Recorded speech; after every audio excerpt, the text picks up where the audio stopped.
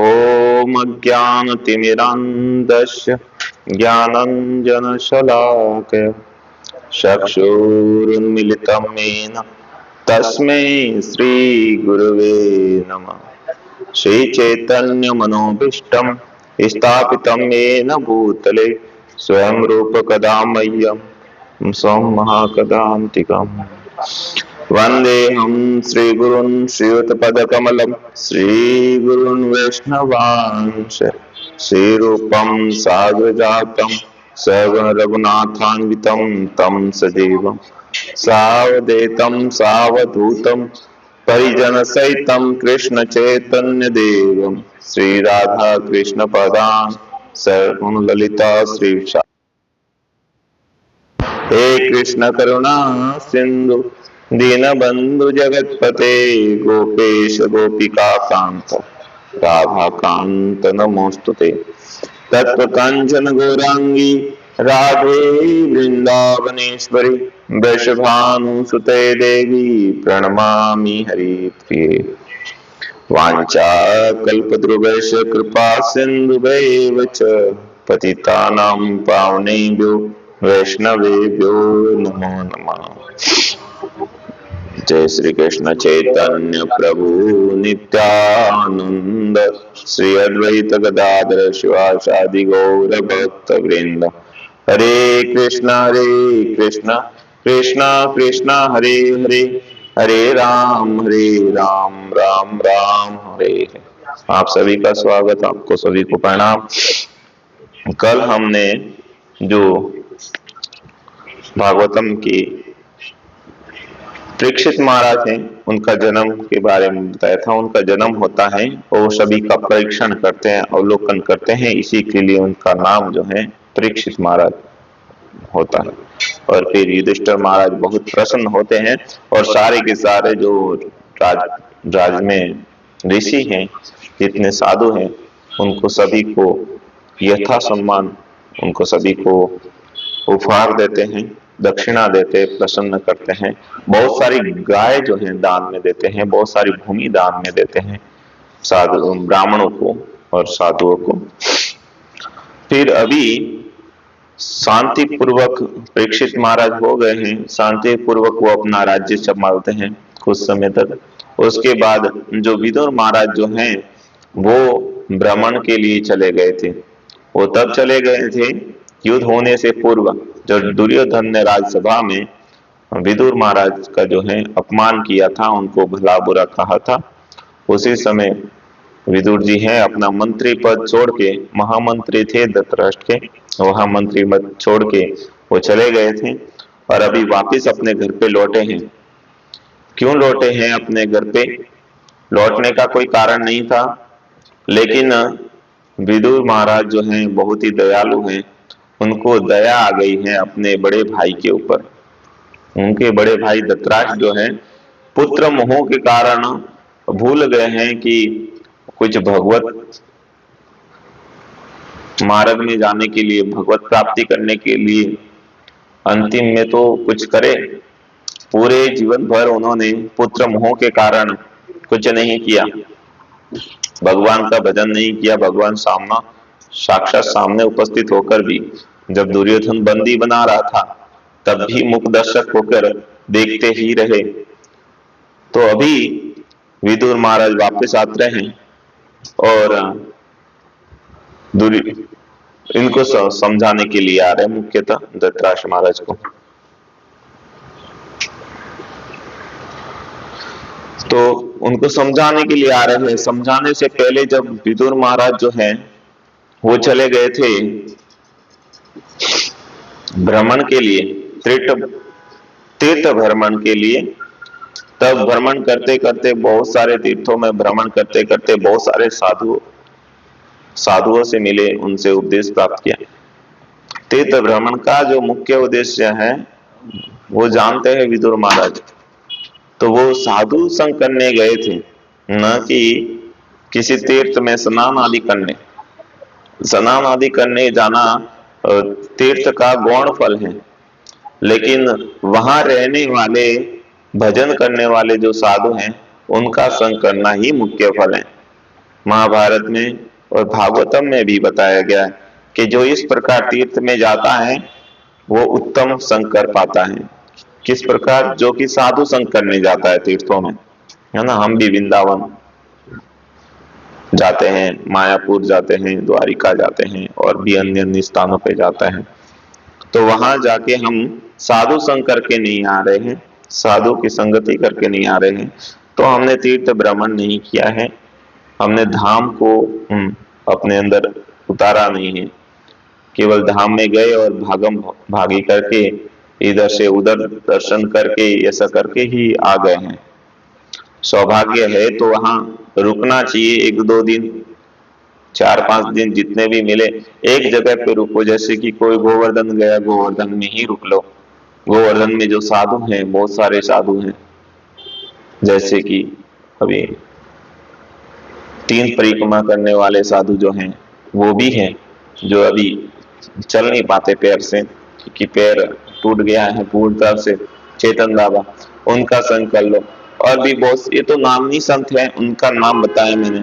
बहुत सारे ऐसे संत है जो कि नाम ही नहीं है, लेकिन गोवर्धन जी के प्रति उनकी बहुत ज्यादा निष्ठा है, जिन्होंने ये संकल्प ले रखा है कि हम तो गिरिराज जी को छोड़ के कहीं नहीं जाने वाले, जो तो हम ब्रज छोड़ के कहीं नहीं जाने वाले।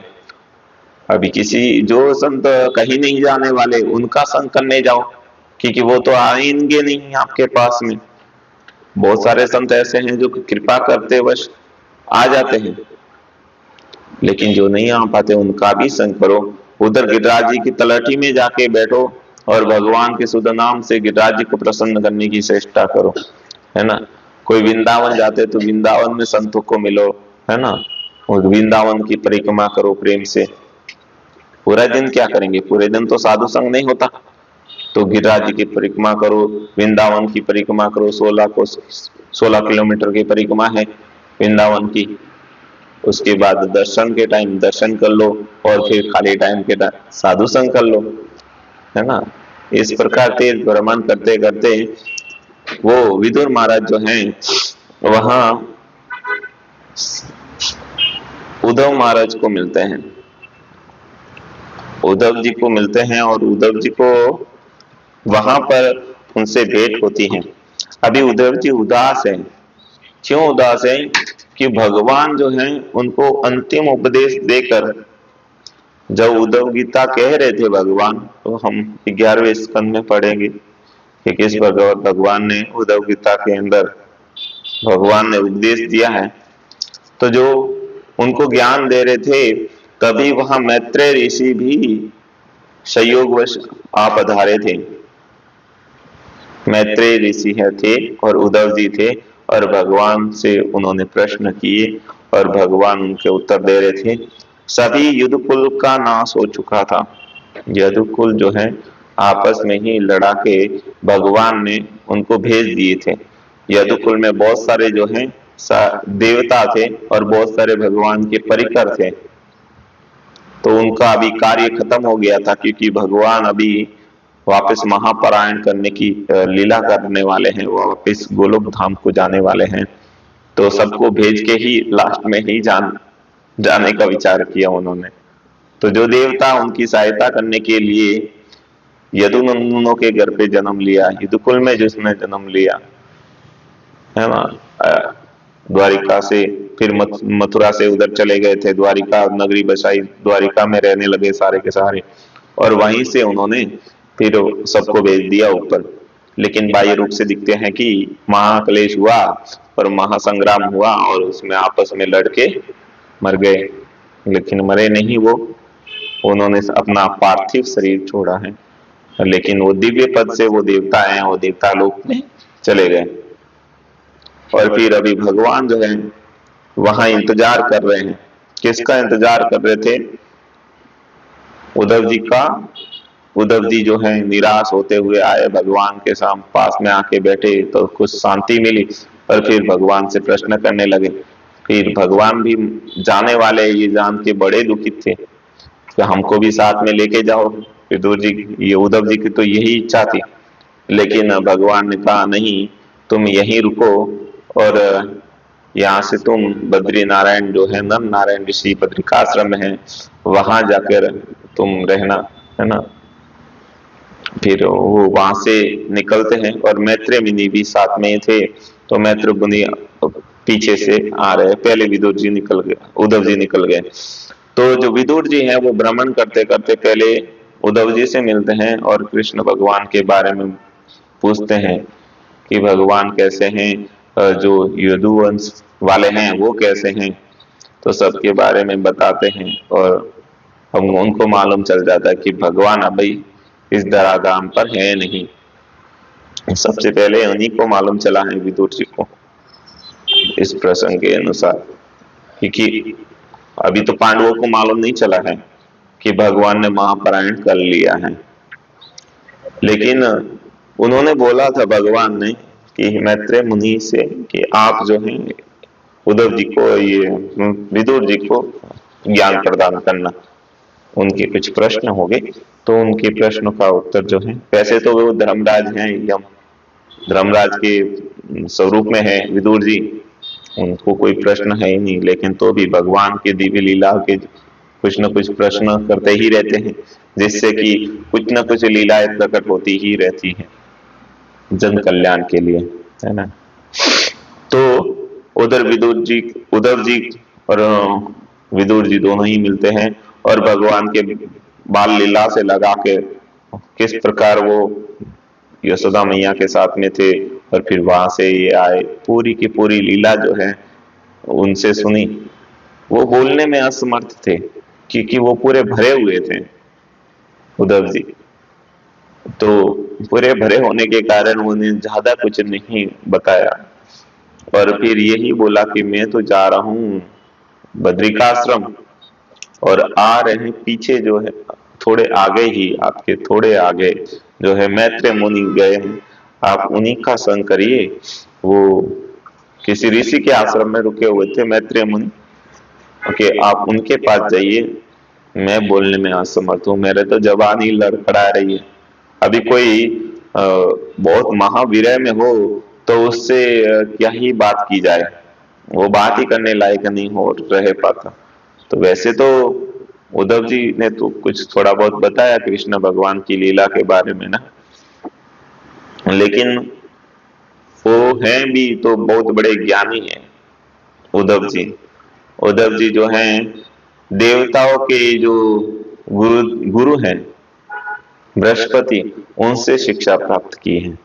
भगवान श्री कृष्ण भी उनकी महिमा बढ़ाने के लिए, उद्धव जी की महिमा बढ़ाने के लिए राज दरबार में कोई होता था तो उनसे जरूर परामर्श लेते थे कि बताओ उद्धव इस प्रसंग में क्या करें, क्या पक्ष है तुम्हारा, तुम्हारा क्या पक्ष है। तो इतने बड़े ज्ञानी हैं।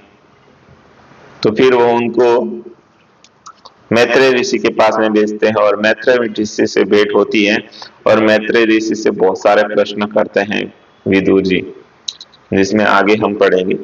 मैत्रेय ऋषि से वो फिर सृष्टि के बारे में, जब पूर्व काल में क्या हुआ, किस प्रकार ब्रह्मांड बने, किस प्रकार विलीन हुए, ये जो सारी कथा है पूरी की पूरी विदुर जी और मैत्रेय जी के बीच में जो प्रसंग होगा उसके अंदर आ जाएगी, है ना। फिर विदुर जी वहां से सब कुछ ज्ञान लेके महल में प्रवेश करते हैं, हस्तिनापुर के महल में। वैसे तो हस्तिनापुर के महल में प्रवेश करना नहीं चाह रहे थे, लेकिन अपने प्रिय जो भतीजे हैं, अपने बड़े भाई के पुत्र हैं पांडव लोग, उनसे भी बहुत ज्यादा स्नेह करते थे। बहुत बार उनके ऊपर संकट आने पर विदुर जी ने ही उनको बचाया। जैसे लाक्षागृह का जो प्रसंग आता है, लाक्षागृह में दुर्योधन के दुष्ट बुद्धि के द्वारा, शकुनी की दुष्ट बुद्धि के द्वारा वो जो लाक्षागृह बनाया गया और उसमें पांडवों को तनिक भी भान नहीं था कि वो किस प्रकार का ग्रह है जो एक ही क्षण में जल के भस्म हो जाएगा। तो उस समय विदुर जी ने एक संकेत मात्रा बोला था कि युधिष्ठिर महाराज से पूछा था कि एक प्रश्न का उत्तर दो विदुर जी। युधिष्ठिर महाराज, आप तो ज्ञानी हैं, लेकिन छोटा सा प्रश्न है जो कि अभी काम आने वाला है, उस उत्तर का उत्तर दो कि जंगल में जब दावा अग्नि लगती है तो कौन सुरक्षित रहता है? कोई भी तो जानवर सुरक्षित नहीं रहता उस समय। दावाग्नि में तो सारे के सारे जल के नष्ट हो जाते हैं। तो उस समय मालूम चल गया था कि दावाग्नि लगने वाली है और इस जंगल में कौन सुरक्षित रहेगा। तो वो तो ज्ञानी है, वो तो समझ गए कि वो इशारा ही इशारा में, बोलते हैं ना ज्ञानियों को इशारे की जरूरत पड़ती है ना, ज्यादा कुछ समझाने की जरूरत नहीं पड़ती। तो जंगल में तो वही सुरक्षित रह सकता है जो बिल में रहता है। जस्ट लाइक चूहा, सांप भी कभी मर जाता है लेकिन चूहे जो है नहीं मरते, क्योंकि चूहे हमेशा बिल में ही घुसे रहते हैं। वो भी भूमि के अंदर जो चूहा होता है वो बिल वहां खोदे जाते हैं। बिल भी तो बहुत प्रकार के होते हैं, लकड़ी के अंदर भी बिल हो सकता है ना। तो पूरे तो लकड़ी जलेगी तो वो, जैसे गिलहरी है वो कभी भी भूमि के अंदर बिल नहीं बनाती, वो बनाती है तो ऊपर घोंसला बनाती है पेड़ के ऊपर, है ना। तो इस प्रकार से विदुर जी ने वहां संकेत मात्रा कर लिया था जिससे कि वो बच गए थे। और भी बहुत सारी जगह विदुर जी ने, जो कि प्रसंग हमको मालूम ही नहीं, ऐसे बहुत सारे प्रसंग हैं। महाभारत पढ़ने से मालूम चलेगा कि बहुत सारी जगह विदुर जी ने पांडवों को बचाया भी था, क्योंकि इनके माता पिता थे नहीं। और माता पिता पिता नहीं थे, माता तो उनकी माद्री माता वो भी चली गई थी, है ना। तो कुंती महारानी थी और ये जो सारे के सारे दुष्ट लोग सारे एकत्रित हो गए थे, उनको मारने के लिए कितने प्रयत्न नहीं किए गए, है ना। और जो धृतराष्ट्र है उनको सब कुछ सौंपा हुआ था, वो राजा का कार्यभार संभाल रहे थे, एटलीस्ट वो तो रक्षा करते, लेकिन वो भी पुत्र मोह में वो भी रक्षा नहीं करने, उल्टा यही चाह रहे थे कि कभी किसी वजह से सलट जाए, बस यही हमेशा कामना रहती थी उनकी। लेकिन ये विदुर जी जो हैं वो तो चाचा हैं, वो तो चाह रहे थे कि वो सुरक्षित रहे और आगे जाके धर्म का कार्य जो है यही संभाला। और साथ में भगवान थे और ये गिने चुने पांडवों की तरफ से गिने चुने जो है लोग थे जो कि पांडवों की भलाई चाहते थे, जो कि अच्छी प्रकृति के लोग थे, भगवान के भक्त जो थे वही। बाकी तो सारे के सारे, अभी इसमें हम द्रोणाचार्य को नहीं लेंगे, कृपाचार्य को नहीं लेंगे और भीष्म पितामह को भी नहीं लेंगे, क्योंकि ये जो तीनों के तीनों जो हैं ये राजगद्दी से बंधे हुए थे, राजगद्दी से बंधे हुए थे। लेकिन विदुर जी की एक अलग ही स्थिति थी।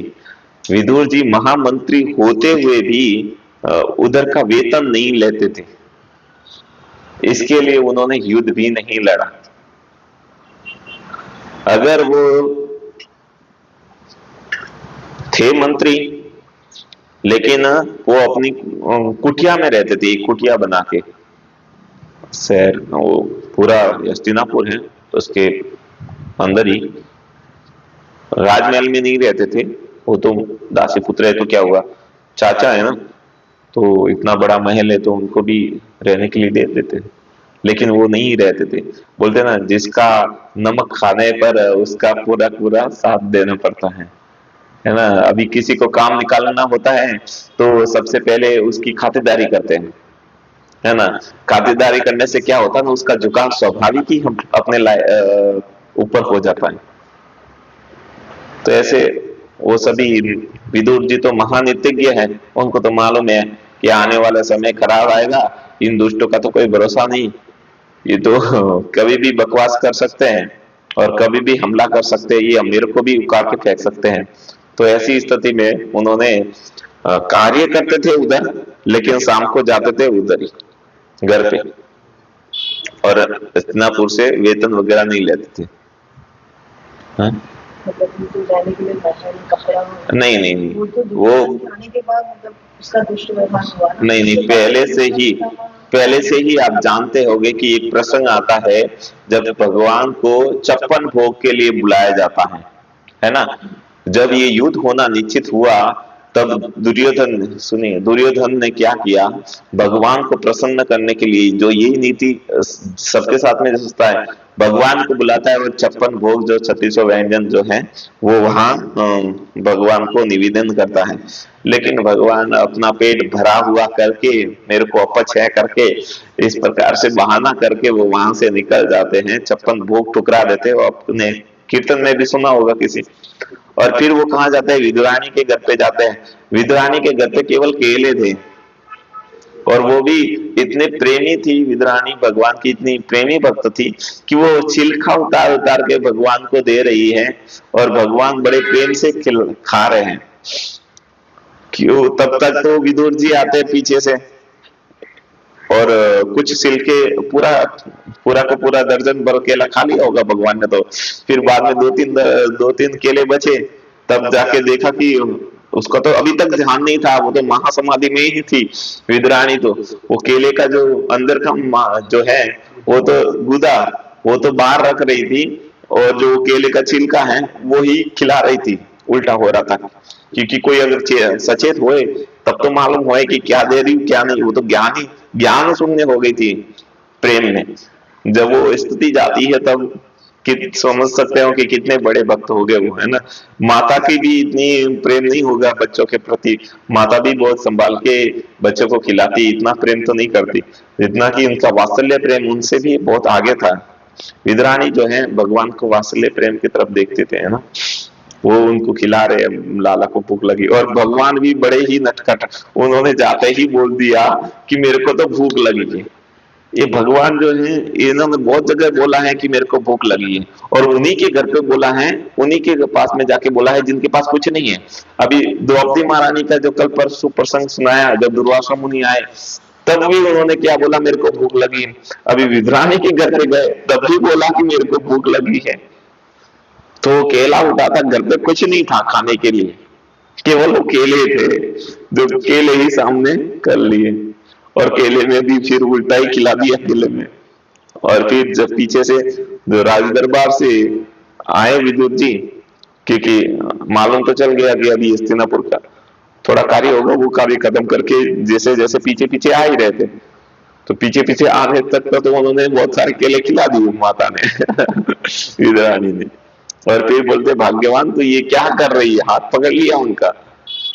तो बोलते हैं कि कृष्णा बोलने लगे कि आपने क्यों बीच में विघ्न डाला, कि बड़े प्रेम से खिला रही थी माता, मैं खा रहा था, आपको क्या प्रॉब्लम थी इसमें बीच में पड़ने की। क्योंकि माधव हम अभी बहुत समझ रहे प्रेम क्या। और उसके बाद दोनों ही फुट फुट के रोते हैं। भगवान इसके लिए रो रहे फुट फुट के, क्योंकि मेरे प्रेम में बाधा उत्पन्न हो गई विदुर जी की वजह से। और माता इसके लिए रो रही कि हाय रे हाय, मैं कैसी अभागन हूं, मैंने तो भगवान को जहां गुदा खिलाना चाहिए वहां मैंने छिलका खिला दिया। इसकी वजह से दोनों ही रो रहे। और ये दोनों देख के फिर विदुर जी ही दो रोने की कह रहे, मैं किस प्रकार से, मैं सब कुछ जानने वाला हूँ, मेरे को सब कुछ मालूम है, भगवान लीला कर रहे हैं, और फिर मैंने बीच में ये अड़चन दे दी, और मेरे पास में और भी कुछ है नहीं खिलाने के लिए, तो मैं क्या ही खिलाया है। ये भगवान किस प्रकार से केले का छिलका खा रहे हैं, हमारे से कितना प्रेम करते हैं। जब ये जानते हैं तो दोनों ही तीनों ही सब आपस में रो रो के आंसुओं की नदियां बहा लेते हैं। और फिर प्रसंग क्या था, मैं तो प्रसंग से हट ही गया।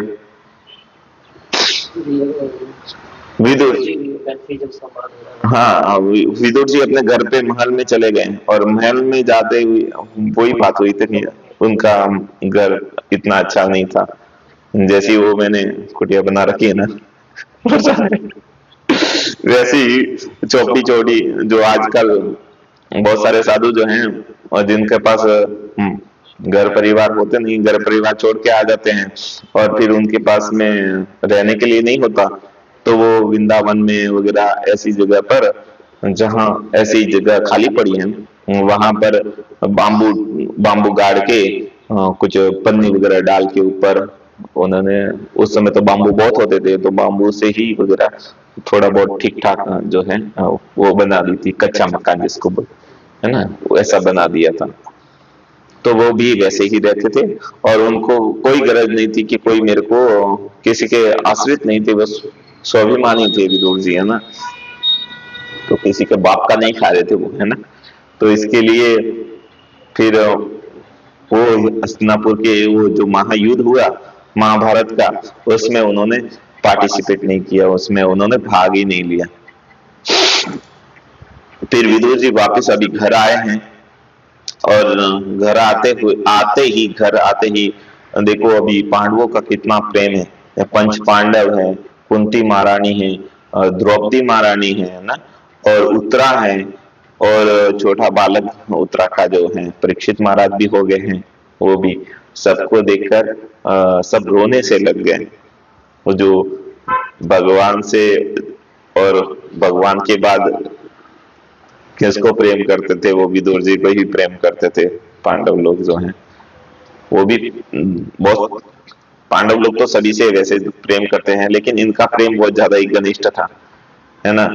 वैसे तो पितामह से भी बहुत सारा प्रेम करते थे, है ना, लेकिन पितामह वगैरह बहुत, और विदुर जी वगैरह ये सभी, पितामह तो अभी रहे नहीं, नहीं द्रोणाचार्य रहे, है ना। बाकी भगवान भी तो अभी द्वारिका चले गए थे और द्वारिका से ऊपर चले गए। अभी इनको अभी तक भान नहीं है, जब भान होगा तब बिजली टूटेगी इनके ऊपर, अभी तो नहीं टूटेगी। और अभी विदुर जी वापस आ गए हैं और विदुर जी को आके बिठाया, आसन दिया और भोजन कराया, ताकि हारे को थोड़ा रिलैक्स होने लगा। ऐसा नहीं कि आए और धड़ाधड़ प्रश्न पूछने लग गए, आप कहाँ गए थे, ये फिर अभी प्रश्न कर रहे, युधिष्ठिर महाराज कर रहे कि आपने हमको अनाथों को छोड़ के आप कहाँ गए, आपके बगैर तो हम किस प्रकार मार्गदर्शन प्राप्त करेंगे, है ना। आपने सभी धृतराष्ट्र महाराज का मार्गदर्शन किया, आप हमको ऐसे ही छोड़ के चले गए, जब हमारी टाइम आई तब ना। जो ऐसे बोलते हैं ना, प्रेम का जो रूट ना होता है ना, वो हो रहा है उधर। तो उलाना दे रहे हैं, है ना, स्वागत करते हैं फिर उनको बहुत प्रकार से, और अपने पास में ही रखते हैं, अभी अभी उसमें नहीं भेज रहे। जब वो भ्रमण के लिए गए तब अभी पांडवों का राज आ गया, तब इंद्राणी को भी अपने ये साथ में रख लिया है ना। अभी विद्राणी का इतना प्रसंग आता नहीं, विद्राणी का वही प्रसंग आता है शायद, माँ भागवतम में तो ज्यादा नहीं आता, शायद महाभारत में आएगा उसका विद्राणी का प्रसंग जो है।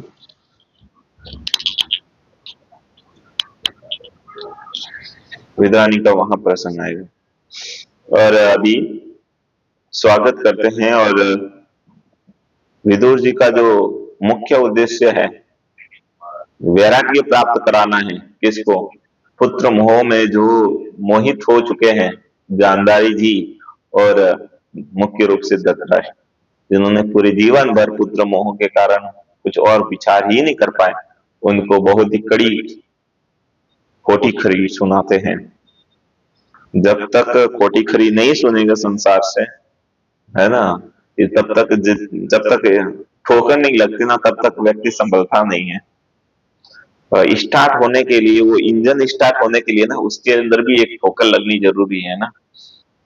वो क्या बोलते हैं ना, अगर कोई गाड़ी खराब हो गई है तो उसको क्या करते हैं, पहले तो फर्स्ट गियर में डालते हैं, फिर उसको जोर से धक्का देते हैं 10-15 लोग, और फिर वो क्लच छोड़ते हैं और स्टार्ट करते हैं, ऐसे ठोकर मार के, तो जो ठोकर लगती है तब जाके स्टार्ट होता है। ऐसे ही बहुत सारे लोग ऐसे ही होते हैं जिनको जीवन में बहुत बड़ी ठोकर ना लगे, जब तक हिट ना होए तब तक वो जागेंगे नहीं। और बहुत सारे भक्त लोगों का देखा है कि पहले भक्ति नहीं करते थे, लेकिन उनके जीवन में बहुत बड़ी ठोकर लगने के बाद ही वो भक्ति पद पे आए। उससे पहले तो वो आराम से मजे कर रहे हैं, उनको कोई पड़ी ही नहीं है, अपना जीवन ऐसे ही बिता रहे हैं। लेकिन ठोकर लगने के बाद समझ आता है, जिनके ऊपर भगवत कृपा होती है, साधुओं की कृपा होती है, वो ठोकर लगने के बाद समझते हैं। लेकिन जिसके ऊपर ये कृपा ही नहीं होती, वो ठोकर लगने के बाद भी नहीं संभलते, वो भक्ति में इतनी तीव्रता से नहीं चलते। तो विदुर जी जो है महाभागवत है, और उनके बातों का प्रभाव क्यों ना हो। तो फिर अभी बहुत खरी खोटी सुनाते हैं। क्या सुनाते हैं? एक दो बात सुनाता हूँ जिसमें मुख्य बात ये है कि तुम कैसे हो धर के पकड़े हुए हो उस राज्य सिंहासन को, जिसको तुमको ये भी भान नहीं कि ये जो युद्ध हुआ वो सभी तुम्हारी वजह से ही हुआ, है ना। और युद्ध में तुमने पूरे पुत्र को मरवा दिया, फिर भी अभी भी चैन नहीं है, अभी भी वो सिंहासन के पीछे ही पड़े हो, है ना। जिस भीम ने तुम्हारे 100 पुत्र को एक साथ, 100 पुत्रों को साथ में मार 100 पुत्रों को मार दिया, वो ही तुमको भोजन प्रसादी दे रहा है, भोजन दे रहा है, लाके वही व्यवस्था कर रहे हैं। तो कि उनके हाथ से तुम खा कैसे सकते हो? तुम्हारे अंदर से अंदर निवाला कैसे जा सकता है? तो इस प्रकार, हाँ, तो उनको वहां से जगाने के लिए वो इस प्रकार से बात कर रहे हैं, है ना। तो फिर सबने मत कर लिया। किस किसने मत किया? गांधारी जी ने और धृतराष्ट्र ने, और विदुर जी तो पहले से मती हैं कि उनको तो बस जाना है और भगवान का भजन करना है।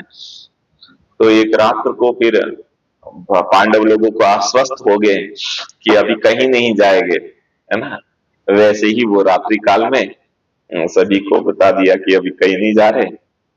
तो रात्रि काल में वो धीरे धीरे धीरे धीरे निकल गए। तो फिर ऐसे निकले कि वापिस हिमालय की तरफ, उत्तर दिशा की तरफ निकले, और हरिद्वार से आगे फिर उधर उधर एक किधर स्थान है, वहां जाकर वो तपस्या करने लगे। अभी ये बात जो है युधिष्ठिर महाराज को पता चल गई कि हमारे महल में तो हमारे मेरे जो ताऊजी हैं, ताऊजी हुआ ना, वो और माता गांधारी क्या पता कहाँ चले गए। वो अंधे हैं, जिसने एक ने तो पूरी आजीवन अंधे होने का व्रत ले रखा है, गांधारी जी ने, और दूसरे जन्म अंधे हैं।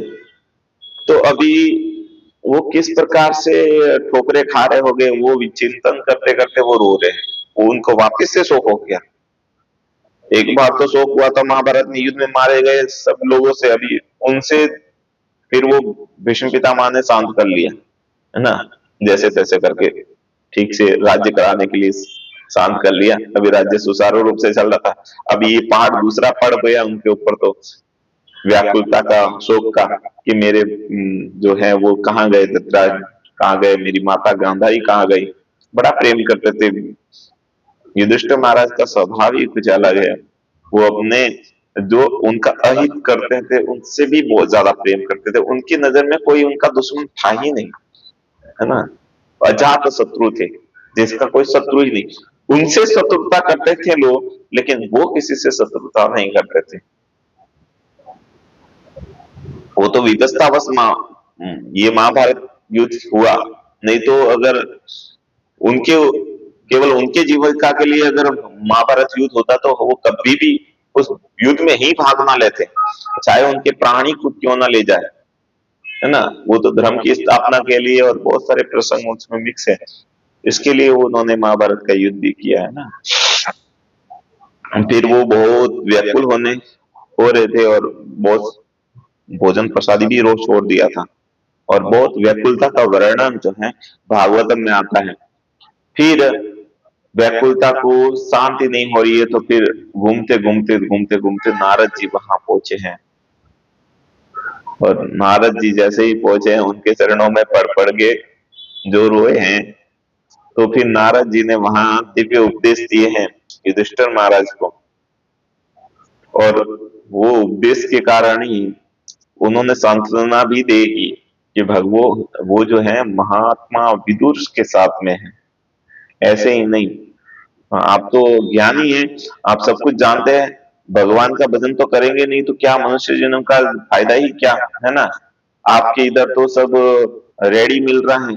वो अगर तपस्या नहीं करेंगे, साधना नहीं करेंगे, तो भगवत प्राप्ति कैसे करेंगे वो, है ना। तो वो गए हैं, साधना तपस्या कर रहे हैं, बहुत अच्छी साधना कर रहे हैं, वो बहुत अच्छी पद पे प्राप्त कर लिए हैं उन्होंने, है ना। और उन्होंने सब कुछ खाना पीना छोड़ दिया है, और फिर उन्होंने वहां जाकर, हिमालय की गोद में जाकर, उन्होंने अपने ही अंदर से अग्नि प्रज्वलित कर ली है, अपने अंदर से ही अग्नि प्रज्वलित करके दोनों ही स्थिति के, एक ही जैसी स्थिति में दोनों ही बड़ी अच्छी स्थिति में है, और दोनों ने अपना शरीर त्याग दिया है। तो अब चिंता करने की कोई जरूरत नहीं है। और विदुर जी भी अपने स्वधाम को और प्रस्थान कर लिया है, उन्होंने भी, उनका भी टाइम खत्म हो गया।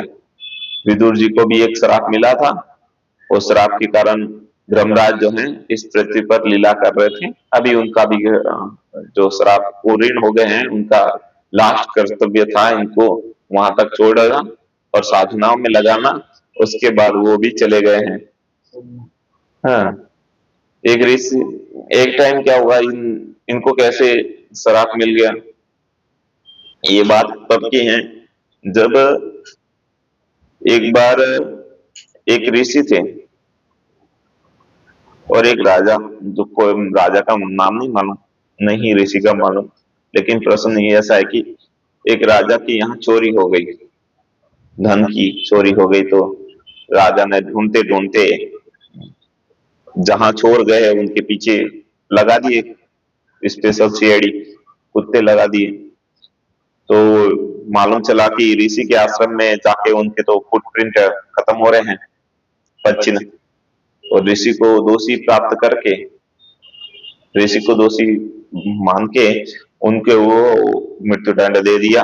और मृत्युदंड भी कैसा दिया, एक सूल के ऊपर बिठा दिया, एक तीखा सूल। पहले बहुत सारे अलग अलग प्रकार के दंड होते थे, किसी को तेल की कढ़ाई में तलना वगैरह, ये सभी वहां से ही सीखा है ना। जैसा नरकों में वर्णन है वैसे में कुछ कुछ दंड तो वैसे ही होते थे, कभी अग्नि में डाल देना, कभी तेल में डाल देना खोलते हुए, कभी किसी के मुंह में गरम लोहा भर देना। अभी कोई अभी कोई ब्राह्मण है वो शराब पी लेता है या कोई मदिरा पी लेता है, तो उसको किस प्रकार से प्राचित करना चाहिए, उसको किस प्रकार से दंड देना चाहिए, कि तो उसको क्या करना चाहिए, नदी में जाके अपने गले तक वो पानी में खड़ा रहे और गर्म तेज जो स्वर्ण है उसको पिघला कर उसको वहीं, हाँ, तो वो वहीं प्राण त्यागता था। इस प्रकार परिचित होते थे, है ना, कि अगर वो उस ऋण से उऋण होना चाहता है, नहीं तो क्योंकि शरीर तो वैसे भी नष्ट होगा, तो वो पाप खत्म करके जाए जो कि उसने मदिरा धूम्रपान वगैरह किए। तो वो तो कलयुग में है ना प्रभु जी।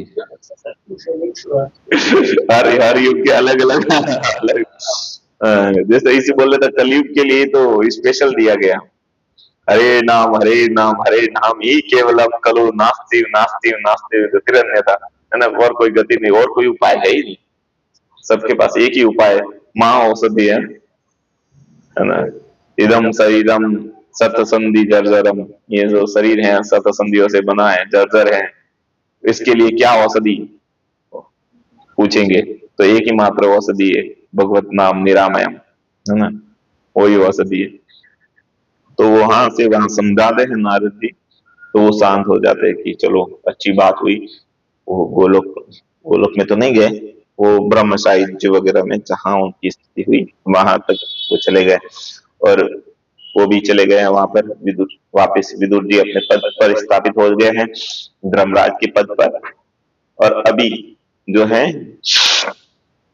उनको क्या हुआ था, धर्मराज को एक श्राप इसके लिए मिला था कि बात तो इन दोनों की हुई हो रही थी, वो ऋषि को ऊपर सूली उस सूल के ऊपर बिठा दिया था जब तक कि उनकी प्राण ना निकले। और ये जो राजा है इसने वो दंड दिया था, है ना, राजा का दंड, विधाता का दंड। तो ये ऋषि जो है अपने तपोबल से सीधा के सीधा धर्मराज के पास पहुंचे कि मेरे को ऐसा दंड दिलाया ही क्यों तुमने, मैंने कौन सा पाप किया।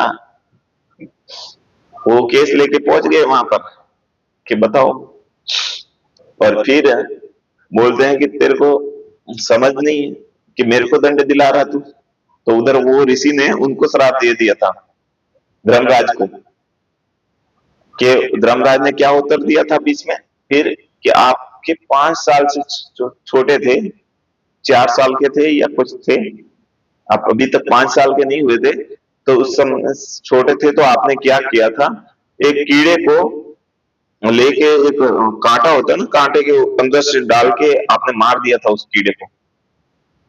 उसका दंड मैं दे रहा हूं आपको, इसका दंड मिल रहा है आपको कीड़े का वजह से। तो कि मूर्ख, 5 साल के बालक को क्या मालूम कि क्या करना चाहिए क्या नहीं करना चाहिए।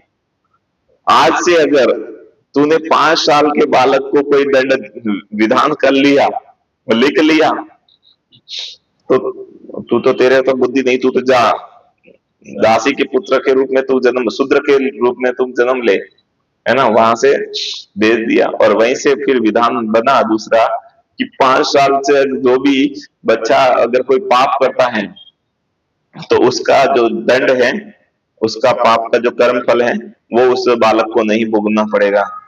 तो बात ये आती है कि जब वो पाप करता है तो अगर दंड नहीं भुगतता तो भुगतना किसको है, कि दंड उसके माता पिता की झोली में डालो। जो 5 साल तक बालक पाप करता है उसके सारे के सारे जो कर्मों के जो फल हैं, वो सारे के सारे माता और पिता दोनों में डिवाइड करके डाल दो। और आपने सुना भी होगा, एकादशी का जो व्रत है वो 5 साल की आयु तक लगता नहीं है। एकादशी जो नहीं करता उनका भी पाप लगता है ना, सारे ब्रह्मांड का जो पाप है एकादशी के रूप में अन्न में प्रवेश कर लेता है, और फिर जो अन्न ग्रहण करता है उसको पाप लगता है। तो जो 5 साल का बालक होता है उसको एकादशी करने की जरूरत नहीं है। जो 5 साल के बाद में 5.1 हो गया ना, उसको एकादशी करने से स्टार्ट करानी चाहिए उसको, जैसे भी यथा योग्य जितना भी हो सके उसको, जो भी पेट भरना है खिलाओ, बहुत कुछ खिलाओ, लेकिन एकादशी पूरा कराओ, है ना। क्योंकि फलाहार है, दुधार है, जो कि हम भी कर रहे हैं ना, हम कौन सी अच्छी वाली कर रहे हैं, तो वो है। और फिर 80 साल के बूढ़े तक एकादशी करनी है। जब तक कोई व्यक्ति 80 साल का नहीं हो जाता तब तक उसको एकादशी करनी पड़ेगी, नहीं तो वो अगर जो भी अन्न खा रहा है उसका प्रतिफल उसको भोगना पड़ेगा। जीवन 75 साल तक करनी है एकादशी। 5 साल तो छूट गए। जीवन में 75 साल तक करनी है, अगर कोई 100 साल तक जीवन में तो इतना और डिस्काउंट मिला हुआ है आगे और पीछे का दोनों का। क्यों 80 साल का? 80 साल के बाद सामर्थ्य नहीं रहता है ना बहुत सारे। और अभी वैष्णव आचार्य ने तो ये भी बता दिया कि अगर कोई रोगी है तो वो औषधि ले सकता है। अगर इतना भी बड़ा रोग नहीं है कि तुम मर नहीं जाओगे और सहन कर सकते हो, तो एकादशी में औषधि भी नहीं लेना। लेकिन हमारे आचार्य ने बोल दिया तो हमने तो छोटा सा, थोड़ा सा खांसी आने पर भी हमने औषधि ले लेनी है। हमने तो जहां जहां हमको थोड़ी बहुत छूट मिली है हमने तो पूरा ही लाइसेंस ले लिया है। तो फिर अर्जुन को जो है ये सभी मुक्ति पद को प्राप्त हो गए हैं, धृतराष्ट्र वगैरह। अभी बहुत समय हो गया है, तो थोड़ा समय हुआ है, लेकिन उनके लिए तो युगा इतेश निमेषेण, वो जो भगवान वाला 6 का जो श्लोक है, कौन सा जी, युगाइतम निमेषेण चक्षुषा प्राउषाइतम शून्याइतम जगत सर्वम गोविंद विरहीन में, ये इधर लागू हो रहा है उनके लिए, पांडवों के लिए। वो अभी थोड़ा ही टाइम बीते हैं कि भगवान गए हैं द्वारिका, अभी इनको तो सता रहा है क्योंकि सारे के सारे चले गए उनके पास में। विदुर जी आए थे वो भी चले गए, धृतराष्ट्र और गांधारी माता को भी लेके गए, अभी कुंती माता है केवल। विद्वानी पहले से चली गई बाद में वर्णन आया नहीं है विद्राणी की। हो सकता है शरीर छोड़ दिया हुआ है। हाँ, रघुवीर जी के साथ भी चली। तो ये जो गए हैं ना उन्हीं के साथ में वो विद्राणी भी चली गई। विद्राणी तो पहले भी गई होगी शायद पर, या क्या पता तीर्थ भ्रमण करने से पहले गई या अभी इनके साथ में गई कि कैसा। इन दोनों में से कहीं ना कहीं तो पहले गई होगी या साथ में गई होगी, क्योंकि जब वो ही नहीं रहे तो अभी ये पीछे रह के क्या करेगी, विद्राणी भी चली जाती। पहले तो अपनी इच्छा से ही भगवान उनका सब व्यवस्था कर लेते थे कि कौन कब, अभी भी वही स्थापित है। तो अभी अर्जुन को भेजते हैं कृष्ण भगवान का हालचाल पूछने कि जाओ अर्जुन, बहुत टाइम हो गया है, भगवान गए हैं द्वारिका, उनका कोई मैसेज आया नहीं अभी तक, क्योंकि मैसेज तो टाइम टू टाइम आता रहता था। भगवान गए तो गए, लेकिन टाइम टू टाइम मैसेज पर क्या आता है, भगवान खत लिखते ही रहते थे भगवान की तरफ से, और इधर से खत सते जाते ही रहते थे।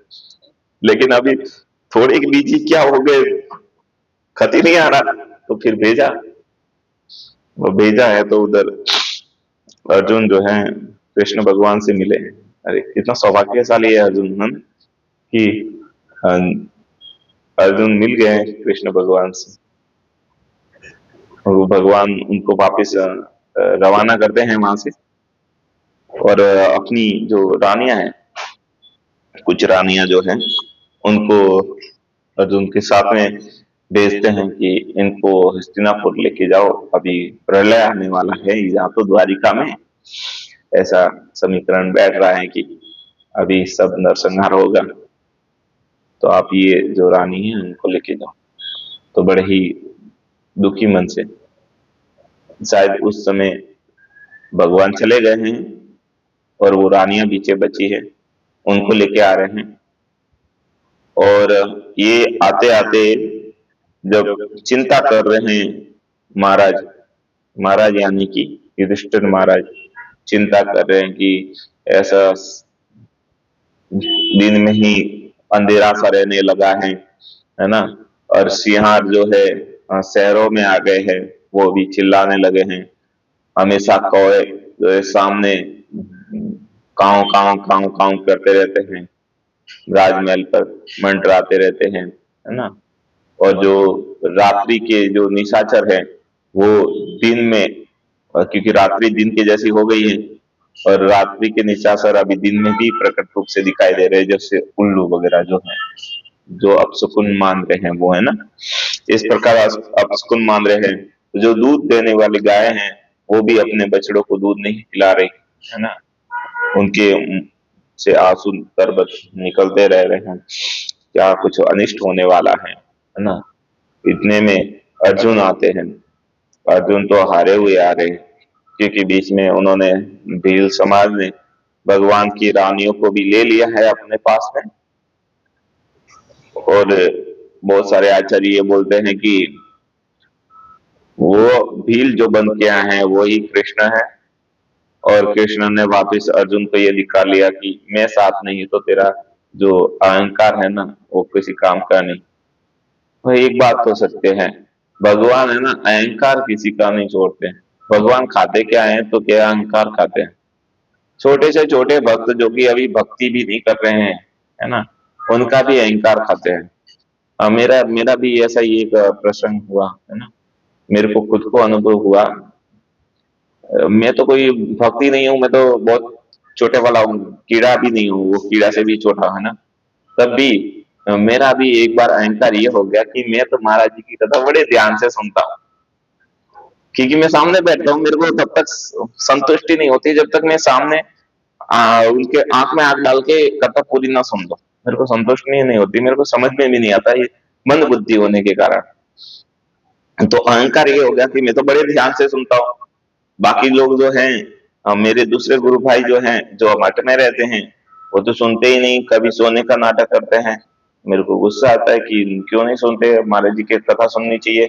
और मैं सारे भक्तों को, अपने प्रिय भक्तों को बोलता रहता हूँ कि आओ सब महाराज जी की कथा सुनो, और जिसका हरिनाम होता है उनको भी बोलता हूँ कि महाराज जी की कथा सुनो, अपने गुरुदेव की कथा तो सुननी चाहिए, नहीं तो जीवन में और क्या है।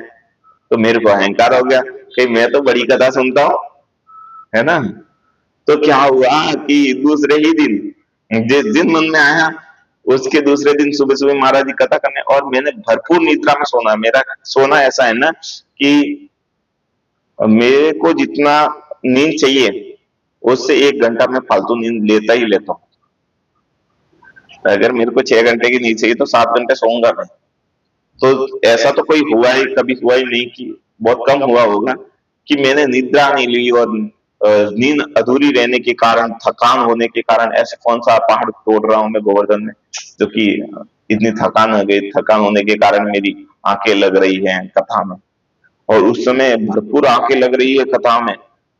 महाराज की तरफ आंखों में आंखें डाल के मैं देख नहीं पा रहा हूँ। महाराज कथा कर रहे हैं और जब आंखों में देखने की कोशिश कर रहा हूँ, समझने की कोशिश कर रहा हूँ, हर 2 मिनट में मेरे को धपकी आ रही, नींद की झरोखे से आ रहे। अरे भाई ये क्या हो गया।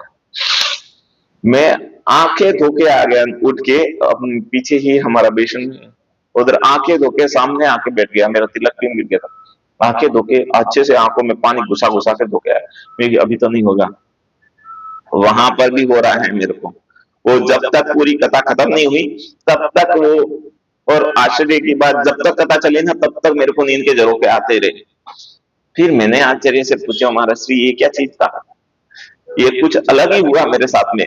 मेरे को कभी नींद तो आती नहीं, और ऐसा मैं भी अभी मानने लगा था कि नींद नहीं आती मेरे को, और अभी कैसे आ रही है ये इतनी नींद तो मैं उसके बाद जब 2-3 बार ऐसा हुआ ना कि नींद आ रही है, तो मैं पीछे जाके, थोड़ा पीछे जाके, जहां ठाकुर जी का वो जो गेट खुलता है चाली को जैसे लगाते खड़ी, वहां जाके खड़ा हो गया साइड में कि यहाँ तो नहीं आएगी। तो वहां भी नींद आ रही है। भाई ये तो बहुत गजब की बात हो गई कि जिसको नींद नहीं आ रही, और अभी 7 घंटे, ज्यादा टाइम नहीं हुआ, 2 घंटे पहले ही 7 घंटे सो के उठा हूं मैं, तो फिर भी नींद आ रही है। और मेरे तो बहुत बार तो उठना ऐसा होता है ना कि महाराज जी कथा कर रहे हैं उसके 1 घंटे पहले ही मैं उठता हूँ। बहुत बार तो मैं, बहुत ज्यादा ही बार मेरा मंगला आरती भी नहीं होता जब गोवर्धन में रहता हूँ। तो मैं ये समझ के सोता हूँ कि मेरा तो खुद का घर है, मेरे को कौन सा ट्यूशन जाना है, मेरे को कौन सा स्कूल जाना है। जब मेरा कोई साधना नहीं, अभी मेरा कोई साधना ही नहीं चल रहा है, मेरा कोई विशेष कुछ नहीं चल रहा है, फिर मैं क्यों जल्दी उठूं। मैं अपने मन, मेरा मन ऐसा पागल है, ऐसा पागल कर लेता है हमको, है ना। तो फुल नींद लेके उठा हूं मैं, तो भी नींद के झरोखे मारा। फिर महाराज जी ने इशारा किया, बेटा तेरे अंदर अहंकार है ना, वही अहंकार भगवान खत्म कर रहे, गोकुलानंद की जय। तो फिर भगवान ऐसा अहंकार खत्म कर रहे, मैं फिर रोना आ गया थोड़ा। वहां गुरु महाराज के साथ में उनके पास में जाके थोड़ा हल्का सा हृदय को ऐसा हुआ, तो फिर महाराज से निवेदन किया, कृपा करो हमारे ऊपर, है ना। हमारा तो कोई और बल है नहीं, और एकमात्र यही चीज है कि हम अगर आपके साथ में रहते तो केवल कथा सुनने को ही मिलती है। बाकी तो हमारा ना तो भजन बल है, न ही साधन बल है, न कुछ और बल, कुछ नहीं है। केवल ये सुन रहे हैं, उसी से हम ये समझ रहे हैं कि हम बहुत बड़ा काम कर लिया, है ना। लेकिन इसमें भी हमको नींद आ रही है, तो ये तो हम विनाश का साक्षात सामने दिख रहा है कि हमारा कुछ नहीं होने वाला। वैसे भी कुछ होने वाला नहीं, लेकिन पूरे दिन अगर कथा ही नहीं सुनी तो और क्या किया। तो फिर वहां से फिर 1-2 दिन ठीक ठीक हो गया, फिर दूसरे दिन से ही ठीक हो गया था शायद, दूसरे दिन से ही नींद आना, गुरुदेव और भगवान ने कृपा करी बीड़ी के दिन आ गया, दिन आना कम हो गया। उसके बाद मैंने जब भी ऐसा होना, पहले ही ठाकुर जी के चरणों में पड़ जाना है, ठाकुर जी मेरे अंदर थोड़ा भी अभिमान आ जाए ना, ये कि मैं बहुत अच्छी कथा सुनता हूँ, तो उसको नष्ट कर लेना। क्योंकि सबसे पहले मेरे जैसे कुछ व्यक्ति के जो अभिमान है उसको नहीं रहने देते, तो आप जैसे बड़े भक्तों को तो किस प्रकार अभिमान रहने दे सकते हैं। यानी कि भगवान अगर तुरंत फल नहीं दे रहे तो समझ लो कि बहुत बड़ा धक्का देने वाले भगवान एक समय में। जैसे ही कथा चालू होती है ना, जो माँ भागवत में बहुत जगह को नींद आती है, मैंने देखा, है ना। जितने की भगवत गीता क्लास और उनके लिए ऐसी जो क्लास होती है उनमें ज्यादा नींद नहीं आती। लेकिन मैंने जब इसको इधर रहता था खारघर में, इधर भी देखता था, जो पीछे हैं सारे के सारे नींद ले रहे। क्यों ले रहे हैं, तो उनके अंदर वो पाप बढ़ के बढ़ जाने के कारण नींद आती है, और कहीं अहंकार होने के कारण नींद आती है ना। नींद आने के बहुत सारे कारण है, क्योंकि ये कारण तो नहीं है कि तुमका शरीर थक गया है या मन बुद्धि, या तो समझ में नहीं आ रही तब नींद आएगी, एकदम बोरिंग क्लास हो रही है तब नींद आएगी, और बोरिंग क्लास भी नहीं हो रही, इतने भी कोई बोरिंग हो नहीं रही, और आपकी सुनने की भी रुचि है, या तो सुनने की रुचि नहीं, बोरिंग क्लास है, दो ही कारण है, या फिर थका हुआ शरीर। ये तीन चार कारण नहीं होने पर अपने आप को देख लो कि क्यों नींद आ रही है कथाओं में, तो मतलब कि कहीं ना कहीं पाप जो है प्रवेश कर लिया सामने से, और वो भगवत गीता के द्वारा वो नष्ट ना हो जाए, इसके लिए माया ने एक आवरण डाल दिया कि तू कैसे सुन सकता है जब मैं तेरे को रोक रही हूँ। लेकिन तब वही तभी सुन सकता है जब भगवान से और गुरुदेव से उसका प्रार्थना करते रहना चाहिए कि भगवान मेरे को, प्रार्थना में बल है ना। अगर कोई किसी को मार रहा है तो उनके वो जो आप देखते हैं आपके सबके बच्चे हैं ना, छोटे छोटे, अभी बच्चा आपसे मार खा रहा है और आपसे ही लिपट गया, तो आप क्या मारोगे उसको, है ना। वो लिपटे किधर जाएगा लिपटने, आपसे ही लिपटेगा। अगर भगवान कुछ दंड दे रहे हैं तो भगवान के पास ही जाके लिपटना चाहिए, गुरुदेव के पास ही जाके लिपटना चाहिए, और कहीं और तो कोई दूसरा रास्ता है नहीं। क्या टाइम हुआ, कहाँ तक रखें, आधा घंटा और। फिर अर्जुन वापस आते हैं, और अर्जुन को आया देखकर, उनका मुंह उतरा हुआ देखकर युधिष्ठिर महाराज को संदेह हो गया कि कुछ न कुछ तो घटित हुआ है। तो उधर पूछते हैं कि क्या हुआ, तूने किसी ब्राह्मण का अपमान कर लिया, या तेरे शरणागत जो हुआ कोई उसकी तू रक्षा नहीं कर पाया, ऐसा क्या हुआ जिसके कारण तेरा मुंह उतरा हुआ है, तेरा गांडी भी ढीला ढाला हो रहा है, तेरा गांडी भी उठाने की ताकत नहीं है अभी, ऐसा क्या हो गया, ऐसी कौन सी विपत्ति आ पड़ी, या किसी ने तेरे को अपशब्द बोल दिए, इसके कारण तू इस मुंह उतरा हुआ है। तो बड़ा ही कठोर हृदय से वो बोलते हैं कि समाचार देते हैं कि अभी हमारे जो आश्रित थे, नाथ थे, अभी वो नहीं रहे, वो साक्षात सामने बोल नहीं पा रहे कि भगवान नहीं रहे, बोल ही नहीं पा रहे, उनका तो रोने ही निकल रहा है। और जैसे ही उन्होंने धृतराष्ट्र ने युधिष्ठिर महाराज ने पूछा, वो और ज्यादा फुट फुट के रोने लगे। तो बहुत टाइम तो ये इस बात में लग गया कि तू रो क्यों रहा है भाई, और वो युधिष्ठिर महाराज जो है अपने से ही प्रश्न कर रहे हैं, क्या ऐसा हुआ जिसके कारण रो रहा है, क्या ऐसे। तो कोई बच्चे बहुत ज्यादा सांस ऊपर नीचे करके रोता है ना, तो उसको पूछते क्या हुआ तेरे को, किसने कुछ कहा, चोट लगी तेरे को, या क्या हुआ तेरे को, किसने डांटा या मारा पीटा, या कोई वस्तु चाहिए तेरे को जो नहीं मिले तेरे को, कि किस प्रकार से तेरे को इतना रोना आ रहा है ना। तो सारे के सारे कारण जो हमको दिमाग में आते हैं, और जहां वहां युधिष्ठिर महाराज को जितने भी दिमाग में जो कारण आए जो कि एक नहीं होने चाहिए, वो कारण अगर दिमाग में आए तो वो सारे के सारे उनको अर्जुन को कह दिए कि क्या तुमको किसी की रक्षा नहीं कर पाया, तुमने किसी ब्राह्मण का अपमान कर लिया, या ब्राह्मण की कुछ आज्ञा पूरी नहीं कर पाया, या फिर ब्राह्मण का सम्मान नहीं कर पाया, ऐसी क्या बात हो गई जिसके कारण तू इतना उदास और इतना तो व्याकुल है। तो उधर बोलते हैं कि भगवान इस जगह पर नहीं रहे, और वो अपने सारे परिकों को लेके चले गए। ये सुनकर पूरा ही महल जो है शोकाकुल हो गया, वो भी सभी रोने लगे, और सब रो रो के फिर एक सन्नाटा सा छा गया, पूरे राज्य में सन्नाटा, खाना पीना रसोई करना सारे के सारे बंद हो गए। आपने तो देखा ही होगा, अगर मैंने तो देखा है, हमारे परिवार में भी देखा है और दूसरों के परिवार में भी देखा है कि जब किसी की घर पे मृत्यु हो जाती है तो किस प्रकार सन्नाटा। अभी तो ये रोने का बहुत चलता है, लेकिन दूसरी बात ये चलती है ना, उनके कोई एक्टिविटीज करते ही नहीं। हमारे मेरे जो बड़े पापा थे वो जब चले गए, मेरे को तो रोना आया ही नहीं। मेरे को रोना इस बात से आ रहा है कि सारे रो क्यों रहे, मेरे को रोना नहीं आ रहा है, लेकिन मैं तो ये फुट फुट के रो रहे हैं ना, उनका दुख देख के मैं रो रहा हूँ। मेरे को ये दुख नहीं हो रहा कि मेरे बड़ापन चले गए, मेरे को वो दुख नहीं हो रहा, मेरे को ये दुख रहा था कि ये जो अच्छे भले आदमी है ये इतने क्यों रो रहे हैं, कुछ तो बड़ा कुछ कांड हो गया, क्या हुआ, इनको किसने मार दिया, तो इसके लिए मेरे को रोना आ रहा है उनका।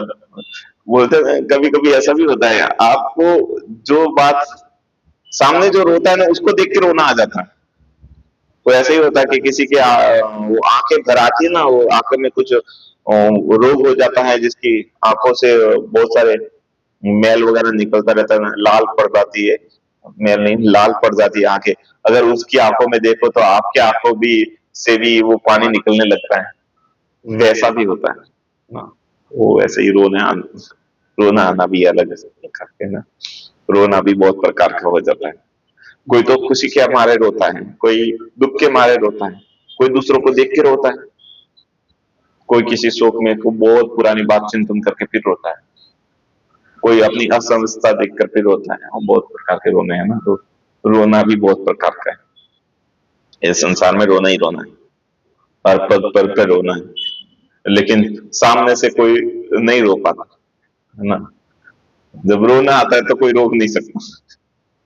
कितना रोकोगे, अभी कोई कथा सुन रहे हैं और भगवान के किसी प्रसंग में आपको मोहित कर लिया, या आपने आपको असमर्थ समझ लिया, और वो बहुत बार होता है कि महाराज जी कुछ कथा सुना रहे हैं, कुछ प्रसंग सुना रहे हैं, और हमारे ऊपर भी थोड़ा आभास लग जाता है, उसकी हवा सी लग जाती है, जैसे वायु हमारे आंखों में घुस जाती है तो हमारे आंखों से पानी धर बहता लगता है, वैसे ही कोई कथा का प्रभाव जो है वो आपकी स्मृति से होके चित्त पर अटैक करता है, तो उससे भी आपको रोना लगता है ना। उसी जयद्रम में उसको बोलते भक्ति आभास है ना, भक्ति के जो कोई भाव होता है उसका आभास जो है वो भी आपको रुला देता है।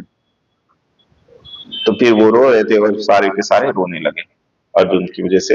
अर्जुन ने जब युधिष्ठिर महाराज को बताया, युधिष्ठिर महाराज रोने लगे, ये बात दूसरों को बताई, दूसरों को जितने जितने सुनी वो सारे के सारे रोने लगे। अभी सारे के सारे जितने भी रोने लगे उनको सबको मालूम ही नहीं बहुतों क्यों रो रहे, जिनके सामने बात हो रही है ना, अभी ये इस कमरे में जितने लोग बैठे हैं वो तो सबको मालूम है कि क्या बात चल रही है, इसके लिए रो रहे, लेकिन कोई कोई मेरे जैसे भी हुआ कि वो बात का तो मालूम नहीं, वो बात का नहीं मालूम, और जिसको देख के रो रहे हैं उसको उनको देख के फिर वो एक लहर सी चल गई, रोना रोना रोना। आपको रोता देखकर आपके पुत्र रोने लगे कि मेरे पिताजी क्यों रो रहे, उसी प्रकार सब रोने लगे। भाई महाराज युधिष्ठिर महाराज रो रहे, बोले तो बहुत बड़ी बात होगी, कोई तो हुआ। फिर मालूम चला कि कृष्ण ही चले गए इस तरह से, तो फिर तो उनका रोना और भी ज्यादा बढ़ गया, फिर पूरा ही शोकाकुल हो गए, और सारे के सारे शुभ काम बंद हो गए, जितने भी शुभ कार्य करने हैं। और फिर उसके बाद तो युधिष्ठिर महाराज भगवान चले जाने के बाद ये सब शोक उनके राजमहल में जैसे ही व्याप्त हुआ, उसके बाद युधिष्ठिर महाराज का उस सिंहासन पर चढ़ने का मन तक नहीं हुआ, सिंहासन पर चढ़ने का मन ही नहीं हुआ। कोई बहुत राज्यसभा भी करने का मन नहीं होता था, वो मंत्रियों को ही कहते थे तू समझा दो यार, जो भी कार्य है वो कर लो यार, कि अभी नहीं होगा मेरे से। और वो सारे के सारे पांडव ने और कुंती महारानी ने और द्रौपदी महारानी ने ये निर्णय ले लिया कि हम तो अभी वनवास लेंगे, अभी हमको नहीं करना राज्य, हम जिसकी प्रसन्नता के लिए राज्य कर रहे थे वो ही नहीं रहे, है ना। अभी किसके लिए राज करना, अभी परीक्षित महाराज को राजगद्दी दे दी, सिंहासन राज तिलक कर लिया, तो ताबड़तोड़ी वहां का सब कुछ है, फटाफट एकदम परीक्षित महाराज को लाया, राज्याभिषेक पहले से युवराज है ही है, राज्याभिषेक किया और उनको स्थापित कर लिया। अभी उनका विवाह भी कर लिया था, पहले ही विवाह हो गया था। विवाह किससे हुआ था, जो विराट राज है जहां अज्ञातवास हुआ था, हाँ अज्ञातवास जहां वो भोगे थे, और वहां वो जो बृहनल्ला के सारथी बन के वो जो गए थे राजकुमार उत्तर, है ना, उत्तरा के भाई उत्तर, इनका एक उत्तरा थी और उनका भाई का नाम था उत्तर। तो उत्तर उनके साथी बन के गए थे। उस उत्तर की पुत्री थी इलावती। उस इलावती से इनका जो है, ये देखो इनका कैसे शादी होने का संबंध आप देख सकते हो बहुत बार, जो कि अभी के टाइम पे नहीं है। अपने मामा ही लगा ना, मामा की पुत्री, अपनी मामा की पुत्री से शादी कर ली, इलावती से शादी, क्योंकि कुल और गोत्र जो है मैच नहीं करते, इसके लिए हो जाती होती है ना। हाँ, हमारे राजपूतों में तो ऐसे नहीं होता, हमारे तो उधर बहुत कुछ देखा जाता है। माँ का और पिताजी का, हाँ। तो माँ का बोलो मायका और पिताजी का जो रहता है ना मामा, और वो पूरे गाँव गाँव से होते हैं। और वैसे हाँ, ही पूरे गांव से होते हैं। और एक और भी, और उनके अगर कोई जात पात का हो तो वो भी छोड़ती है, और लंबा छोड़ती है। पूरा गांव छोड़ने का, आसपास में सब कुछ छोड़ने का। तो उधर उत्तरा का जो परीक्षित महाराज का विवाह जो है इलावती से होता है, और फिर उनका राज्य अभिषेक कर लेते। पहले ही विवाह तो हो गया है, विवाह का प्रसंग इधर में आया नहीं भागवतम में, और विवाह का प्रसंग आता है महाभारत में। अगर महाभारत पढ़ा जाए तो महाभारत बहुत बड़ा ग्रंथ है, एक पंचम वेद के रूप में है ना। वेद जिस प्रकार बहुत फैला हुआ है, महाभारत भी बहुत खंड में है, लगभग 7 से 8 खंड हैं इसके। गीता गोरखपुर से भी प्रकाशित है, उसमें भी बहुत सारे खंड हैं। तो फिर अभी पूरा जो राज्य है परीक्षित महाराज को दे दिया है, और जैसे ही परीक्षित महाराज को दिया है पूरा राज्य, और भगवान निकल गए हैं गोलोक, और पांडव लोग भी स्वर्ग आरोहण करते करते एक करते करते अपना शरीर छोड़ दिया है, और वो भी वैकुंठ को गमन कर लिए। और बहुत सारे लोग ऐसा भी मानना है कि वो शरीर तो छोड़े हैं लेकिन राधा कुंड में अभी भी है ना। वो दिव्य ऐसे होता है ना कि शरीर छोड़ने के बाद भी वो दिव्य लोक में अभी तक भी इस होम जगत में ही कुछ पेड़ के रूप में थे, जो कि सारे के सारे पांडव राधा कुंड में थे। और जब राधा कुंड की खुदाई का टाइम आया और उसको निर्माण करने का टाइम आया, तो रघुनाथ दास गोस्वामी को ये स्वप्न आदेश होता है कि आप ऐसे मत करिए, हम उन भगवान की दिव्य लीला को दर्शन करते हैं, आप हमको ही उखाड़ के फेंक देंगे। तो वो वहां पर उनका बनाते हैं। हाँ, रघुनाथ दास गोस्वामी थोड़ा आगे हैं, आप देखेंगे राधा कुंड और श्याम कुंड के, जो श्याम कुंड की साइड है जगह, उसमें पंच पांडव के स्थान है, श्याम कुंड के किनारे। तो वहां से पांडव लोग चले गए हैं ये संसार छोड़ के, और अभी परीक्षित महाराज राज कर रहे हैं। अभी परीक्षित महाराज बहुत अच्छे से राज कर रहे हैं, और परीक्षित महाराज के 4 पुत्र होते हैं इलावती से, वो की चर्चा हम कल करेंगे। वांछा कल्पतरुवैश्य कृपा सिंधुवैव च पतितानां पावनेभ्यो वैष्णवेभ्यो नमो नमः। सभी को प्रणाम। वांछा हो गया स्टॉप।